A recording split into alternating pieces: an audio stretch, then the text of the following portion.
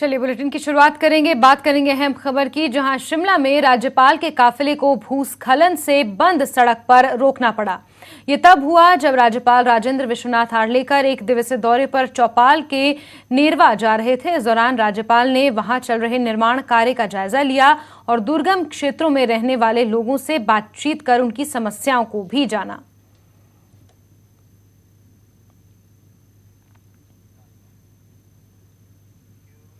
वहीं कुमारसेन के दरबार ग्राउंड पहुंचने पर सीएम जयराम ठाकुर का शानदार स्वागत हुआ।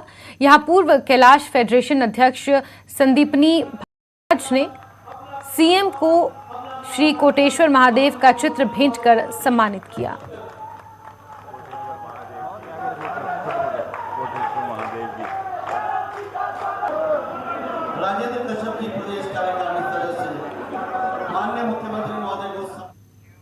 वहीं बीजेपी के राष्ट्रीय प्रवक्ता सुधांशु त्रिवेदी ने